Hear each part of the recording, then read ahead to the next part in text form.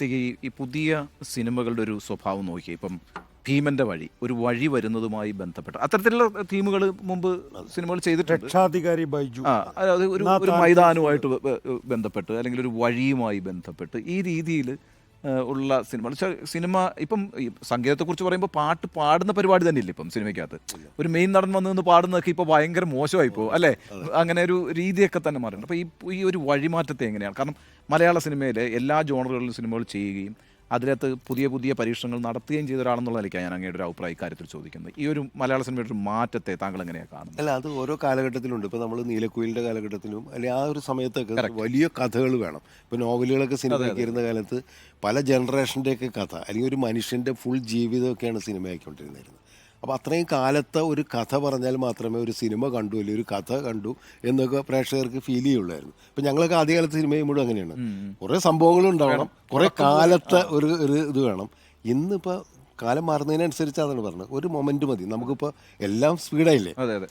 മഹേഷിന്റെ പ്രതികാരത്തിൽ ചെരുപ്പാണല്ലോ. അതാണ് അപ്പോൾ അതാണ് അതിന്റെ കാര്യം. ഇപ്പൊ ന്യൂസ് തന്നെ നമ്മൾ ഫുള്ളായിട്ട് കാണാൻ നമുക്ക് ക്ഷമയില്ല എന്ന് പറഞ്ഞവര് അതിന്റെ എന്താ ക്രീം എന്താണ് അത് മാത്രം കേൾക്കാം എന്ന് പറഞ്ഞ മാതിരിയാണ്. കൊച്ചു സംഭവങ്ങൾ കണ്ട അത് മതി, അത് നിങ്ങൾ നന്നായിട്ട് പറയൂ എന്നുള്ള രീതിയിലേക്ക് കോൺസെപ്റ്റ് മൊത്തം മാറിയിട്ടുണ്ട്. അതിപ്പോൾ സംവിധായകരുടെ മാത്രമല്ല പ്രേക്ഷകരുടെ മാറിയിട്ടുണ്ട്. അതുകൊണ്ടാണ് ഇത്തരം ചെറിയ ചെറിയ വിഷയങ്ങൾ. ഇപ്പോൾ ഒരു ഉദാഹരണം പറഞ്ഞിട്ടുണ്ടെങ്കിൽ മഹേഷിന്റെ പ്രതികാരം മാത്രമല്ല, ഈ തൊണ്ടി മുതലും ദൃക്സാക്ഷിയും. അതെ, മുമ്പ് ഞങ്ങളൊക്കെ ആ സിനിമ ബിഗിനിങ്ങിലൊക്കെ ചെയ്യുന്ന സമയത്ത് ഇങ്ങനെ ഒരു കഥ ആലോചിക്കില്ല. കാരണം വെച്ചാൽ ഒരു ചെറിയ സംഭവമല്ലേ ഉള്ളൂ, അതുമായിട്ട് ബന്ധപ്പെട്ട് ഞങ്ങളെ സംബന്ധിച്ചുള്ള ഒരു 4 സീനോട്ട് പടം തീരും വിചാരിക്കുന്ന ഒരു കാലമായിരുന്നു അത്. അതായിരുന്നു ഇഷ്യൂ. അപ്പോൾ എന്ന് വെച്ച് കഴിഞ്ഞാൽ കുറേ സംഭവങ്ങൾ വേണം, അയാളുടെ പഴയ ജീവിതം വേണം, ഇപ്പം അയാളുടെ പ്രസൻറ്റിൽ എന്താണ് അയാളുടെ ജീവിതം, ഒരു കഥാപാത്രത്തെ പ്രധാന കഥാപാത്രത്തെ, ഇത്തരം കാര്യങ്ങൾ വരുന്നതുകൊണ്ടാണ് ഈ കഥയുടെ സ്വഭാവം തന്നെ മാറുന്നത്. മുമ്പ് ഞാൻ പറഞ്ഞിട്ടുണ്ട്, എം ടി വാസു ഒരു സ്ക്രിപ്റ്റ് എഴുതി കഴിഞ്ഞാൽ പിന്നെ സംവിധാനം ഒന്നും ചെയ്യേണ്ടെന്നാണ്. കാരണം സ്ക്രിപ്റ്റാ സിനിമ. കഥ ഇങ്ങനെ അടുക്കോടുകൂടി പറയുകയാണല്ലോ. തുടങ്ങുന്ന ഈ പറഞ്ഞ കണക്ക് ഓരോ ഘട്ടം ഘട്ടമായിട്ട് ഡെവലപ്പ് ചെയ്ത് അവസാനം പിന്നെ തീരുന്നൊരു സിനിമ. അങ്ങനെ ഒന്നും ഇപ്പോൾ ഒരു സ്ക്രിപ്റ്റ് എഴുതാൻ തന്നെ പറ്റില്ല.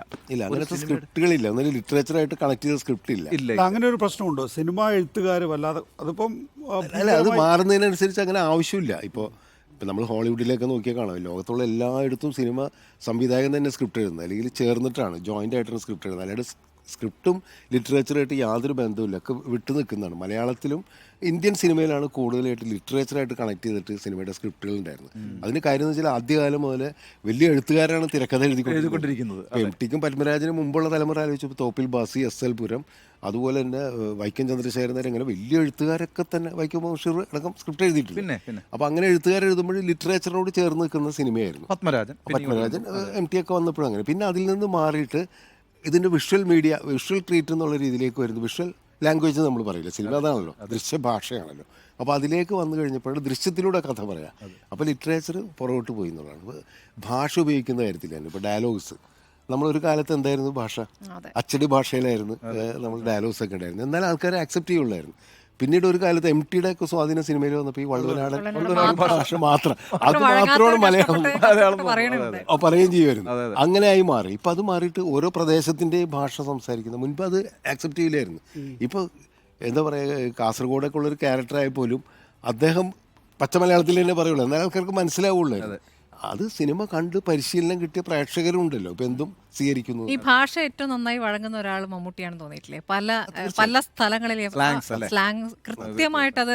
അല്ല, മമ്മൂട്ടി അത് സ്വയം പ്രൊജക്ട് ചെയ്യാൻ ആഗ്രഹിക്കുന്ന ഒരു കാര്യം. അല്ല, അതിന് വേണ്ടിയിട്ട് മെനക്കെടും, പുള്ളി പഠിക്കും. ഇപ്പം എൻ്റെ ഒരു എക്സാമ്പിൾ എനിക്ക് അനുഭവം പറയാന്ന് വെച്ച് കഴിഞ്ഞാൽ, ഇപ്പോൾ കറുത്ത പക്ഷികൾ എന്ന് പറയുന്ന സിനിമ മമ്മൂട്ടി അഭിനയിക്കുമ്പോൾ അതിലൊരു തമിഴൻ കേരളത്തിൽ വന്നിട്ട് ജോലി ചെയ്യുന്ന ആളാണല്ലോ. അപ്പോൾ തമിഴും മലയാളം മിക്സ് ചെയ്തിട്ട് സംസാരിക്കണം. അപ്പോൾ ഞാൻ മമ്മൂക്കോട്, ഞാനാണ് അതിൻ്റെ സ്ക്രിപ്റ്റ് എഴുതുന്നത്. അപ്പോൾ മമ്മൂക്കോട് ഞാൻ പറഞ്ഞു, ഇത് എങ്ങനെയാണെന്ന് എനിക്കറിയില്ല, ഞാൻ ഒന്നിൽ തമിഴിൽ, എനിക്ക് അത്യാവശ്യം തമിഴ് പറയാനൊക്കെ അറിയാം, അപ്പോൾ ഞാൻ മലയാളത്തിൽ തമിഴ് എഴുതാം, നമുക്കൊന്നിൽ മലയാളത്തിൽ പറയാം, അല്ലെങ്കിൽ ഞാൻ മലയാളം എഴുതാം, എന്നിട്ട് തനിക്ക് ഇഷ്ടമുള്ള എഴുതിക്കോ, ഞാൻ എൻ്റെ ഇഷ്ടത്തിന് പറയുമെന്ന് പറഞ്ഞു. അങ്ങനെയാണ് ചെയ്തത്. അപ്പോൾ ചില ഡയലോഗ്സൊക്കെ തമിഴിൽ എഴുതി, പിന്നെ കുറേ മലയാളത്തിൽ എഴുതി. ഇത് മമ്മൂക്കയുടെ കൊടുത്തു കഴിഞ്ഞപ്പോൾ ഇത് എന്നെ അത്ഭുതപ്പെടുത്തി. കാരണം ഞാനൊന്നും അതിൽ ഇടപെട്ടില്ല, ഇങ്ങനെ പറയണമെന്നും പറഞ്ഞിട്ടില്ല. അദ്ദേഹം അത് മലയാളം തമിഴൻ പറയണ പോലെ പറയാമെന്ന് പറയണത് പുള്ളിയുടെ ഒരു എന്താ പറയുക. ഞാൻ ഒരു ഇന്ത്യ വിഷൻ കാലഘട്ടത്തിൽ മൂപ്പരുടെ ഒരു ഇൻ്റർവ്യൂ 1-to-1 എടുത്തിരുന്നു. മൂപ്പരെ പറയാൻ ആഗ്രഹിച്ച ഒരു കാര്യം എന്ന് പറഞ്ഞാൽ, മൂപ്പർ എങ്ങനെയാണ് ഈ ഡയലോഗ് ഡെലിവറിയിൽ മൂപ്പരുടെ സ്വന്തമായിട്ടുള്ള ഒരു പ്രതിഭ തെളിയിക്കുന്നത്, അത് മൂപ്പർ പ്രൊജക്റ്റ് ചെയ്യാൻ. അപ്പോൾ എനിക്ക് മനസ്സിലായി, വളരെ കൃത്യമായ ആസൂത്രണത്തിൽ, ഇതൊന്നും വെറുതെ സാധിക്കുന്ന കാര്യമല്ലല്ലോ.